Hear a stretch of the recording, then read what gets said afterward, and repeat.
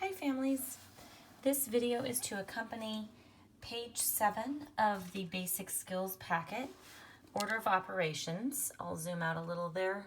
This is my notebook, which your children also have. And you can pause here if you'd like to read these notes or copy them.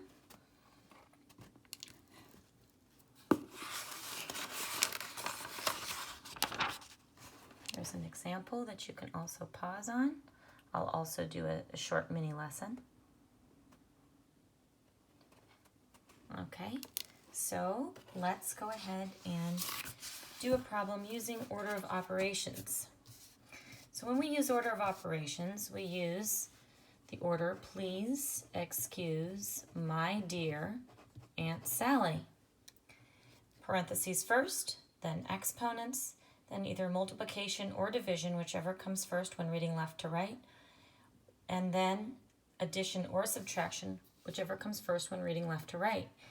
And these order of operation problems are long enough so that we're going to separate them by terms.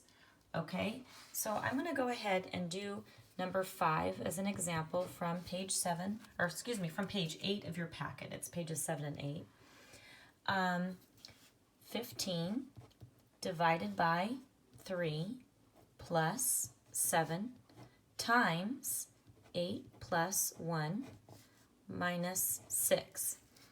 When you have parentheses that are right next to a number, that means it's multiplication. If there is no sign here like addition, subtraction, or division, and the number and the parentheses are right next to each other, it's always multiplication. Now when we circle the terms, that means we're just breaking it up so that we automatically do addition and subtraction last. And the terms are, you are circling the numbers and the symbols that are between the addition and subtraction signs. So I'll do that now. 15 divided by 3. There's a plus, I'm not going to circle it. And I'm not going to separate any of the numbers or symbols within the parentheses either. So I'll go ahead and circle 7 times 8 plus 1, and then 6. So you see, I've left the addition and subtraction signs out.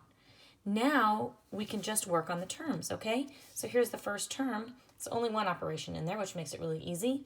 15 divided by 3 is 5. Okay, I'm going to bring down my plus sign. Now, for this section, I am going to have to use order of operations here. And so we're going to do parentheses first. 8 plus 1 is 9 times 7. 9 times 7 is 63. So we've got 5 plus 63. Should have moved that lower. Minus 6. Easy. Now because we've circled the terms, now automatically our addition and subtraction comes last, which is what we want to do in order of operations. So 5 plus 63 is 68. Minus 6 is 62. So that's how to do order of operations using the strategy of circling the terms. Now we can do another one. Excuse me. Why don't we do number 14, which is more complicated. And it looks scary, yet if you use the same process, then you'll be able to do it.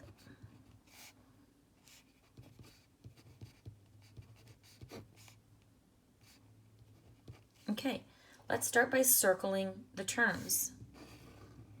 Those are the mathematical phrases between the addition and subtraction signs. So we've got 2 terms here. Now, I like to make sure that I write down, please excuse my dear Aunt Sally, for every problem. It reminds me, and also it's right here for me to refer to.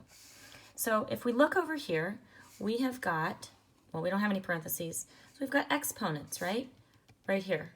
3 to the 2nd power, and that's not 3 times 2, that's 3 times 3.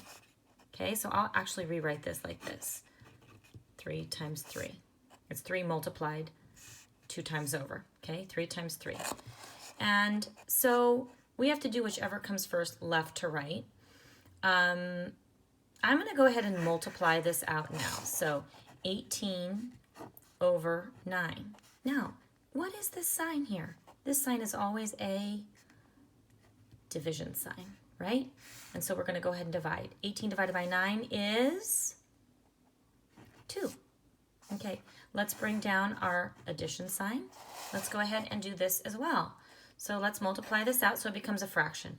5 times 3 is 15 over 5. This is a division sign. It's always a division sign. It always acts as a division sign.